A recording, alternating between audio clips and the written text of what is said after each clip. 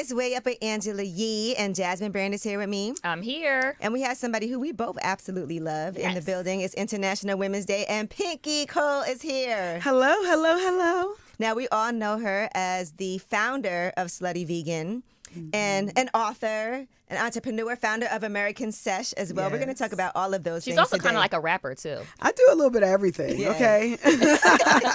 She does it all. So, Pinky, you know, I know you and I have spoken so much.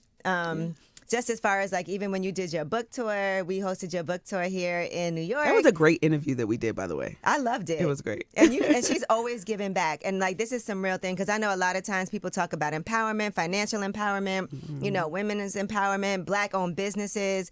But you don't just open your businesses. You also make sure that part of what you do is giving back to the community. Why is that so important to you?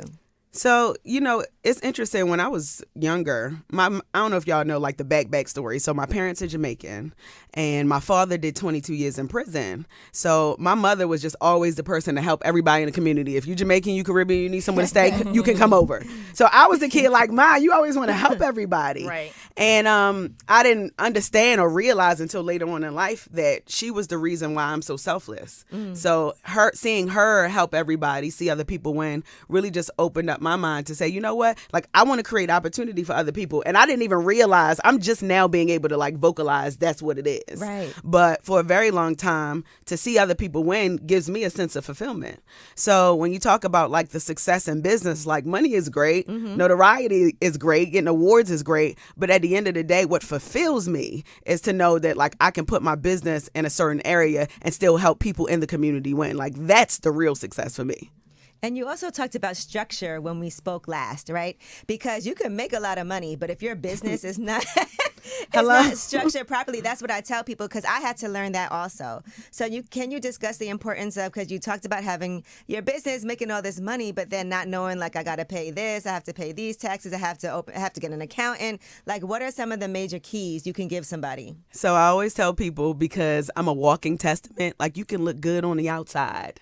You could be riding in a Range Rover or like whatever kind of car that you think is the best version of a vehicle. And then when you lift up under that hood, that shit is a mess. Right. And the wires aren't connected and the engine won't start. Yeah. And there's no coolant in the vehicle. I say all that to say like, it was difficult learning how to build a multi-million-dollar company, right? When I had my first restaurant in Harlem, like I thought that I was doing good and like selling food and making money, but I realized I didn't have fire insurance. I wasn't properly paying my sales and use tax. So when you think it looked good and it's not good, it's only so long that you can pretend.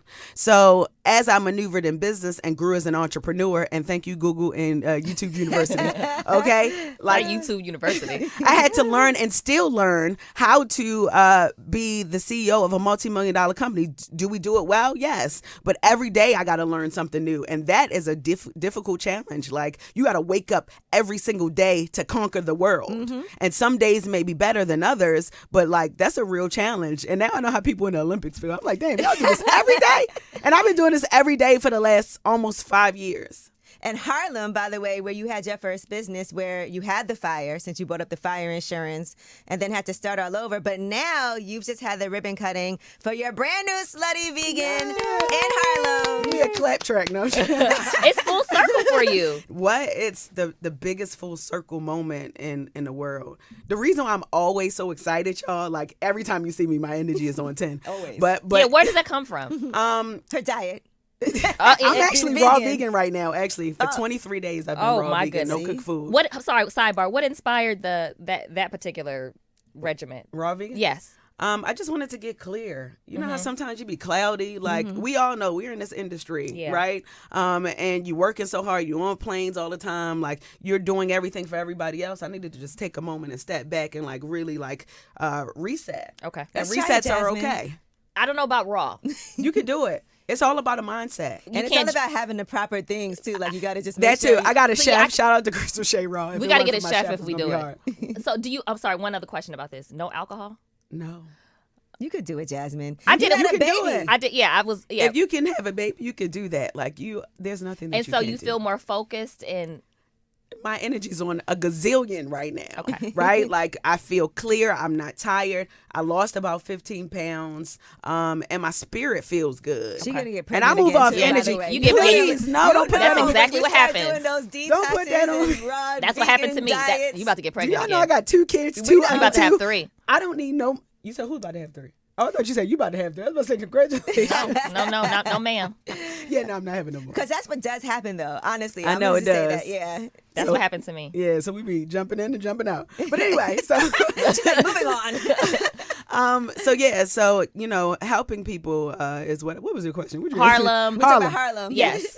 She said, no, I can't help people. Okay. Like she got all confused. That rattled her for Okay, sure. Harlem is definitely The ribbon cutting, the grand opening. Yeah, it's a full full circle. moment. Yes. Felt like Jeopardy. It's a full circle moment because I had my first restaurant and I was like this neighborhood restaurant that everybody came to and they could smell the jerk chicken down the block. And then I opened up a juice bar on 139th and Lenox, and then I had all the dudes come in to buy the little gong shots, the little shots. Don't Yes, ask you me. know they I love know. that. I know exactly. You know what you're everybody talking got I've juice had bar to in make here. those, yeah. Exactly.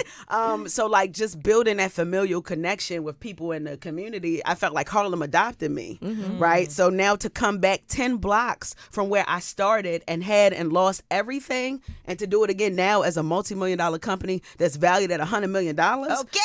Okay, Talk that talk. That's a big deal. That's a really big deal. It's a big deal, and I don't take it for granted because it doesn't happen like this for everybody. In terms of business, what's been the lesson that's taken you the longest to learn in terms of business? Stop being emotional. You know what? It's so funny. You know John Hope Bryant Yes. from Yeah. Operation Hope. He always tells me that. He's like, Yeah. Angela, you have to stop making emotional decisions when it comes to business, like Yeah. investing in real estate and different. That is such a good thing. Is it ever good to be emotional in business? So I move off of energy first. So just innately, I'ma always move with my spirit and my emotions, right? But I realize that in business, especially when you're building a multi-million-dollar business, while you are true to your core and you're direct and you're clear, sometimes we get in our emotions and we may not always make the right decision. Now, your spirit always makes the right decision. Okay. So what's the difference between spirit and emotion? So your spirit is God. Okay. And your Right? emotion Your is emotions self? is ego. Ego. Emotion is ego, and spirit is And what I'm telling you about, I can't Right. speak for nobody No, else. we're talking about you, yeah. Yeah, but my emotion sometimes comes off as ego. Okay. My spirit is always God. Do you understand what I'm Right. saying? No, I get it. Yeah, and I realize that as I grow in business, there'd be times where I'd be ready to knock somebody out. But I know that, Pinky, you going to jail. Yeah, let's not go to jail on it. I'm speaking metaphorically. Women's but History Month. You know what I'm saying? Right, that part. I'm speaking metaphorically, Yes. but I say all that to say that it's only business. And you Right. can't take business personal. Yeah. And that's hard That's really to hard, identify because, when you hire a lot of Gen Zers, people who are free thinkers, like you also have to respect their opinions and what they think about. And that is a certain level of emotional maturity that you have to have. And I'm growing every day. I'm a work in progress. And I want to say now, since we brought that up, you had an incident where one of the employees went on whatever social media, and I had something like that happen to me too. Right. And sometimes people don't understand, as an entrepreneur, as a business owner, you might not be dealing with everybody in each location. How many locations? Well, why do you would have? she? Either? A lot. Yeah. But But it's not like you're in there dealing with everything, and that happens a lot, like with Yeah. every single detail. Sometimes things do happen, unfortunately, and if you don't know about it or you're not directly involved, somehow everything does end up being your fault when it comes out in the public. exactly, something recently just happened Yeah. to me like that. And that was kind of like my first blow. Like, you know how when you in the gym, I'm like, whoa, wait a Right, minute. yeah. My track record is clean. Yeah. How I show up consistently all the time for the last umpteenth years. Yes. And then something that could potentially compromise my name and my character was presented to the world in a way that wasn't legitimately true. Right. Right? And you were told not to speak on it. I was You were told like, not I to cannot speak on so, this. so that's the emotional part that I was Yes. talking to you about. Yes. You understand what Because I'm when I saying? seen it, I was like, why is she saying something? But Yeah. because Yeah. emotion. Because you also know It was it's not, my ego. And you And wanted I'm to going to tell defend you why it yourself. was my ego. And now I realize that might not have been the best thing to do, but I'm happy that I did it. Right. Because my ego was telling me, I care too much about my name. But at the end of the day, God knows my name. Mm-hmm. So I understand now that was coming from an emotional place. I was trying to make sure that my name stayed clean. And obviously, I can't talk much about the situation, but just like you said, I wasn't directly connected. Mm-hmm. But it's my brand, it's my baby, which is another thing that you asked me, like, what's the most difficult? Like, you got to make sure that your hands are in all the pots. Right. And that you delegate the right people to make sure that you got the right hands in all of the pots. And as a result of having the right hands, you will continue to run an efficient business. Now, how important is it, because you are getting married, having the right person by your side when it comes to business? Oh, it's so important. First of all, I'm about to marry the love of my life. Oh. Like, I really love him. Love the ebony pictures. Thank you. He's like the light-skinned version of me. And it's so funny.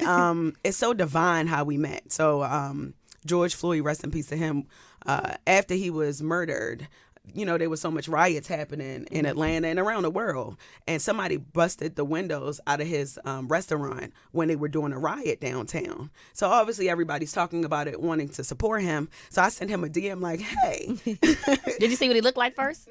Everybody knows who Big Dave's is, right? Okay. So, like, he literally is the male equivalent to me. Like, I got lines down the block. He got lines down the block. Right. We're the same exact age. I'm from Baltimore. He's from Philly. Like, it just made sense. And everybody was like, y'all need to talk. And I'm like, I'm not dealing with nobody that ain't vegan. Oh, okay. And now here we are.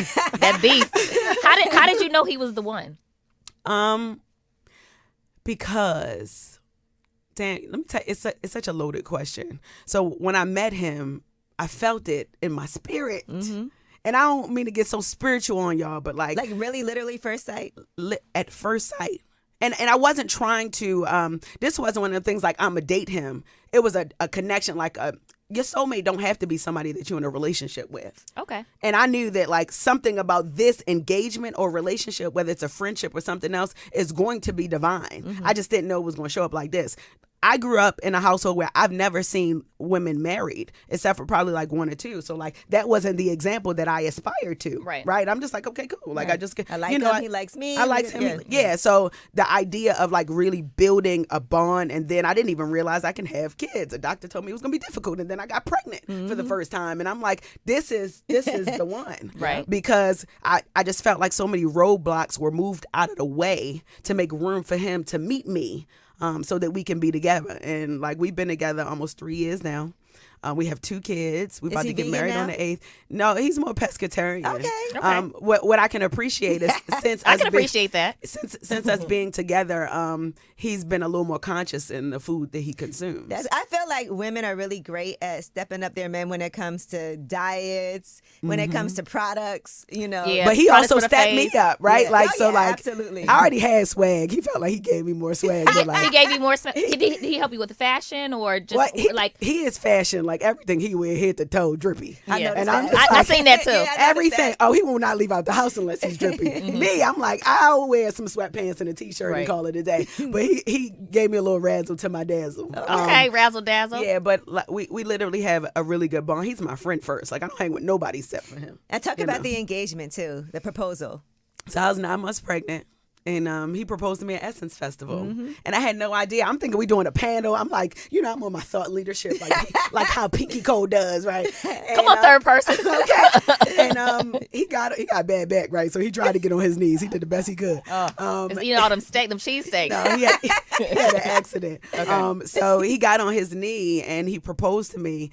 And I was kind of numb, but not for the bad reasons, numb for the right reasons, because I never just thought that I would be somebody's wife. Right. Like it wasn't even on my thought process. That's amazing. And then I had my baby a week and a half early because of that. I was too excited. The baby was excited, like, let's go, I'm ready to come Daddy, out. And listen, Daddy. And our son was born on the day that his father died 13 years ago. So when I say spirit, that's spirit, like all the way around. So I love it. Now, can you tell us about American Sesh? Because I saw when you were like brainstorming, trying to figure out like what is this thing that I want to do. So can I have some water? I be seeing couches everywhere. So let me tell you a funny story. So me and Derek went to Turks and Caicos. One of our favorites. We love Turks and Caicos. Turks and Caicos, like the best vacation outside of Jamaica, by the way. So we went to Turks and Caicos, and we were sitting on the balcony, and I'm like, we need to do something called the Sesh. And the Sesh is short for session, right? Mm-hmm. So typically, when you smoke weed, you have a session, like it's a smoking session, right? But we knew that everybody don't smoke weed, so we're going to call it American Sesh. And basically what American Sesh is, it's an opportunity for you to identify the American dream, however way you want it to be. So when we think about historically what the American dream was, it was the picket fence, it was the dog, it was the middle class family. Nah, this ain't that no more. The American dream is literally you traveling the world with your best friends, or you traveling with your kids and like being an on-air personality. It can be your dream and whatever it is that you want to do, and nobody can judge that. Right. And that's what the Sesh is. So we bring celebrities, creatives, and 9-to-5ers together in a circle. Invite only. Invite only. No phones, no ego, just pen and pad. And everybody is just building. Okay. And when I tell you, let me tell you some of the people that have been in the room. Richie Lou Dennis, who owns every damn thing. I saw you at the NASDAQ ringing the Yes, ringing shout the- out to Rich, who ringing like the bell. invited me to come do that and rang the bell, which is a big deal for the culture. huge It's deal. a big deal. It's a big deal. We had Caroline Wanga, who's the CEO of Essence. Essence. Ludacris was in the building. We had John Gray. We had Tamar, I'm sorry. We had so many people, Notori. I'm but trying to come to one. You gotta come. I know. And I'm working on it. listen, when people leave out of there, they feel so exhilarated. They like, oh my gosh. Like they walk out with business partners, Okay. with networks, with relationships. Some people walk away with money.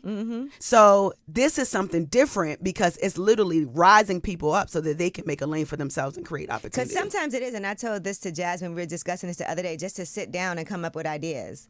Like Yes. when you're kicking it with your friends, because that's how, like, I'm closing on this building in Detroit on Monday. Congrats. But part of that was just like me brainstorming and figuring out, like, I want to do this, I want to do that. And sometimes instead of doing it alone, it works better when you collaborate and you sit down with, because sometimes we're scared to share our ideas. Yeah. People think like, this is my idea, I don't want anybody else to have it, when it could be something. You could do together. Yeah. I tell people all the time, like, you can go strong alone, but you can go further together. And now I'm like, all right, how can we work together? Like, listen, let me tell you something. 100% of 10% of a watermelon is better than 100% of a grape. I read that somewhere and I'm like, damn. Think about it. Yeah. 10% of a watermelon is bigger than 100% of a grape. Yep. So it's important for me to collaborate and bring people together so that we can win together. Like if you got a product and I got the brand name, we come together and my We're already name- talking about Okay, it. yes. Let's talk about it. So collaboration is key. And in Right. 2023, like, this is a PSA. I'm trying to collaborate. Yeah. But I only want to collaborate with the best. I went to LA the other day and I went to like 10 meetings, y'all. And the theme of the trip was best in class. Everybody that you work with should be the best in class. And I'm not just talking about money. I'm talking about ethos, being in alignment, energy, focus, best in class. So I'm looking for collaborations, but I'm also looking for the best in class. I love that. What quick questions? You did a post alluding to having this Netflix meeting. Is there anything you could tell us about that? I can't speak on anything. I mean, you posted it, so I mean, Yeah, but she can't speak on it, but she's excited. I'm Okay. posting it. I posted it so y'all know where I was at and get an idea of what I was doing. Okay, And it all was right. a good picture. You're Yeah. like, It was "This a great picture. Okay, I love it. But you know, We'll stay tuned. stay tuned. I like to surprise people with the announcements. Well, we love the surprises. Yes. And then I do want to just ask you one last thing. Since you had the ribbon cutting yesterday, since we're celebrating the new restaurant. So I always feel like we might look at in business, something doesn't go right and it's a failure to us, right? You're like, oh, I failed, but it's really not a failure. You learn a lot from things that don't work out the way that you expected or anticipated them to. And so with that being your first business, what were some of the things that you learned from that you feel like you take with you to this day to get you where you are? Always have fire insurance. Dun-dun-dun. First one. That's the first one. And that also means a whole lot of things. Just make sure your paperwork is right. You know, like I can no longer do handshake deals because handshake deals can cost me a lot of money. Yeah.